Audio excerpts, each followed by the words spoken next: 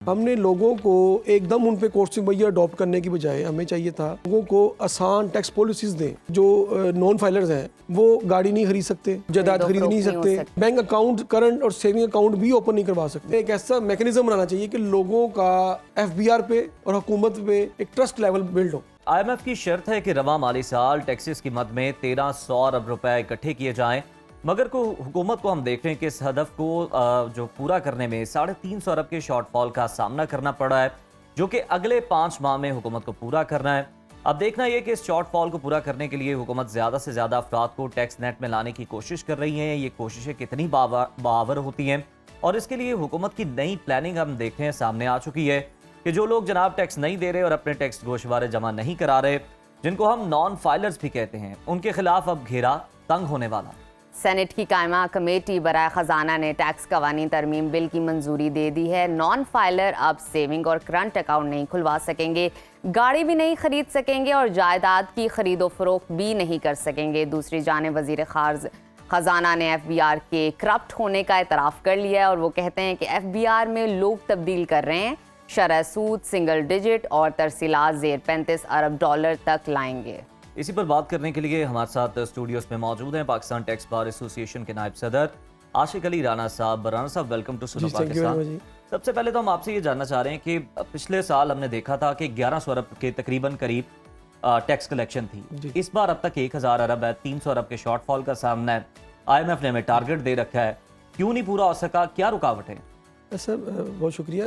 जो टैक्स का जो डेफिसिट आ रहा है जी, इसमें मैं समझता हूँ कि जो पॉलिसीज का फकदान है कि कंसिस्टेंसी नहीं है पॉलिसीज के अंदर। आप देखें कि पहले ये जो फाइनेंस अमेंडमेंट बिल हुआ 2024, पहले ये पोस्टपोन कर दिया गया जी हाँ, फिर रातों रात इसको अप्रूव भी करवा दिया गया। इससे पहले भी हमें फाइलर, नॉन फाइलर और लेट फाइलर की कैटेगरीज को हमने देखा। तो इशू ये है कि हमने ब्रॉडनिंग ऑफ टैक्स बेस की तरफ नहीं गए।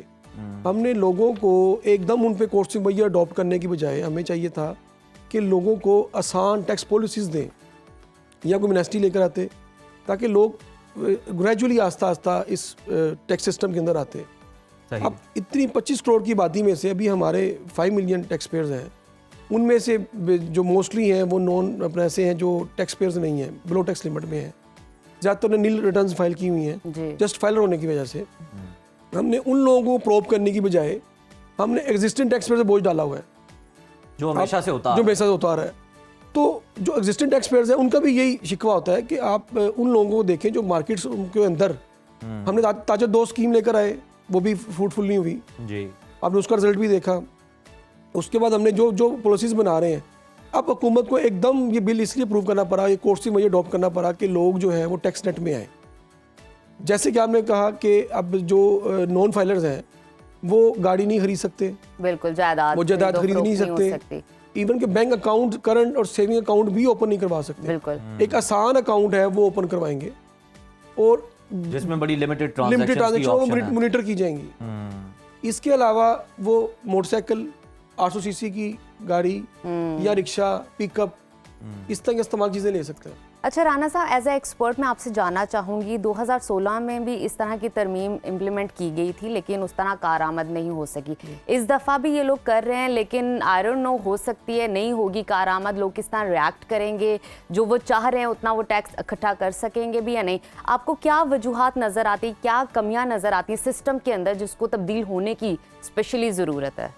देखिए सिस्टम जो है, जैसे कि हमारे वज़ीर ख़ज़ाना साहब ने कल की प्रेस कॉन्फ्रेंस के अंदर खुद एडमिट कर लिया, वो चेयरमैन साहब मोस्टली उनके साथ बैठे होते हैं कि सिस्टम करप्ट है। बिल्कुल। तो अगर हमारा जो हेड ऑफ डिपार्टमेंट है या मिनिस्टर्स हैं वो एक्सेप्ट कर रहे हैं कि हमारे सिस्टम्स का फेलियर्स है, तो हमें पहले उन सिस्टम्स को पॉइंट आउट करना चाहिए, करप्शन को खत्म करना चाहिए और उसके बाद हमें एक ऐसा मैकेनिज्म बनाना चाहिए कि लोगों का, आवाम का FBR पे और हुकूमत पे एक ट्रस्ट लेवल बिल्ड हो। बिल्कुल ठीक। जब उनको पता हो कि हमारा टैक्स का जो पैसा है वो उनके रोजमर्रा के जो है, उनके मेडिकल पे लग रहा है, उनकी एजुकेशन में लग रहा है, उनकी जहाँ पे उनको जरूरत है मुल्क में लग रहा है, तरक्की पे, इंफ्रास्ट्रक्चर पे लग रहा है।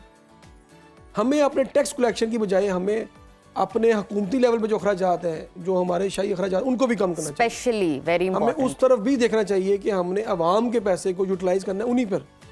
और उन्हीं पैसे को हमने इस्तेमाल करते हुए बड़ा मैनर अभी से इस्तेमाल करना है, ये चीज़ें भी ज़रूरी है। इसके अलावा आप देखें कि not only for non filer, filers के लिए भी पाबंदियाँ लग गई हैं। जो फाइलर्स होगा उसने अपना सोर्स ऑफ इनकम बताना है कि अगर वो चीज़ कोई परचेज कर रहा है उसने अपनी वेल्थ स्टेटमेंट में देखना है उसके पास कैश कितना अवेलेबल है। अगर एक बंदा 2 करोड़ का प्लाट खरीदने चाह रहा है जी, तो उसके पास 2 करोड़ रुपया उसकी वेल्थ स्टेटमेंट में अवेलेबल भी है कि नहीं है, उसके बैंक में या उसमें लिक्विड कैश पड़ा हुआ है कि नहीं पड़ा हुआ। तो देन वो एक अपनी स्टेटमेंट उसको एक लेटर मिलेगा कमिश्नर से, फिर वो रजिस्ट्रेशन अथॉरिटी को देगा, सही। उसके बाद रजिस्ट्रेशन अथॉरिटी ड्यूटी बाउंड है कि वो फिर ट्रांसफर करेगी। बिल्कुल ठीक है राना साहब। ये तो हम देखते हैं कि ये जो पाबंदियां इनका ऐलान किया जा रहा है, आपने बताया कि मुश्किलात हो सकती हैं। अब हम देखते हैं कि एक आम आदमी है, जिस तरह सिम्स बंद करने का मामला हुआ, हमने देखा सिस्टम में कुछ फ्लॉज भी थे, कुछ ऐसे लोगों की भी बंद हुई जिनकी आमदनी काबिल टैक्स नहीं थी। तो इस तरह के लोग भी क्या मुतासर हो सकते हैं इसमें? ये देखिए जी, इस दफ़ा तो उन्होंने कहा है कि जो आपका घर का फ़र्द है अगर वो फाइलर है और उसके स्पाउस, उसके अगर बच्चे 25 साल से कम है और उनकी बेटी अनमेरिड है तो उनके लिए फाइलर होना ज़रूरी नहीं है। अगर उनके नाम पे कोई सिम है या उनके नाम पे कोई ऐसी चीज़ है तो उनके लिए फाइल होना ज़रूरी नहीं है। उस घर का जो मेन सरबराह है उसका फाइल होना काफ़ी है। एक अच्छी अमेंडमेंट है, ठीक है। ताकि हम होता क्या था कि अगर सिम किसी बच्चे के नाम पे है, अगर वो टैक्सेबल नहीं है, स्टूडेंट है वो, उस पर अगर वो रिटर्न देना ज़रूरी नहीं है तो वो भी इनएक्टिव हो जाती थी और उसकी बैंक ट्रांजेक्शन या उसका जो सिम ब्लॉक हो जाती थी। अब ये चीज़ें एक अमेंडमेंट है। अब ये देखें कि एक उन्होंने सेल्स टैक्स के वाले से बड़ी अमेंडमेंट कर दी है कि अगर किसी बंदे पर सेल्स टैक्स रजिस्टर होना ज़रूरी है, अगर वो रजिस्टर्ड नहीं होता तो उसका अकाउंट भी अटैच कर दिया जाएगा, उसके इवन के बिजनेस को सील कर दिया जाएगा। ओहो, यानी कि और हमारी आवाम भी जो है वो भी, उनके अंदर भी एक नॉलेज नहीं है कि एक बंदे के रजिस्टर होना लाइबल है तो वो रजिस्टर्ड हो जाए। सही। यानी जैसे ऐसे होते हैं टैक्स की कटौती हो रही होती है उनकी तनख्वाह में से, लेकिन वो ये जनाब फाइलर नहीं बनते।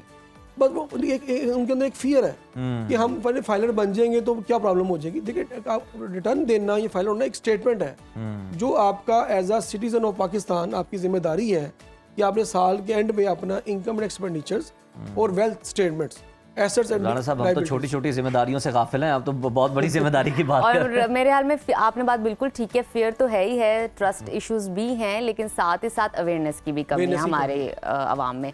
मुझे राना साहब ये बताइए, फॉर एग्जांपल अगर किसी इंसान ने अपने बच्चे की तालीम या शादी के लिए बैंक में पैसे इकट्ठे किए हुए हैं, जमा किए हुए हैं और वो नॉन फाइलर है, वो बैंक से कैसे पैसे निकलवाएगा उस सूरत हाल के अंदर? देखिए जी, अभी तो ये है कि उसको अपनी रिटर्न देनी पड़ेगी। रिटर्न देनी पड़ेगी। उसकी जो सेविंग है, अगर वो मिनिमम थ्रेशोल्ड जो है, जो इसकी एग्जाम्पशन है 6 लाख है, ठीक है, उससे ज़्यादा की है और उस अकाउंट ओपन है तो उस अकाउंट पे तो टैक्स रिडक्शन होगा सेविंग अकाउंट के अंदर। बिल्कुल।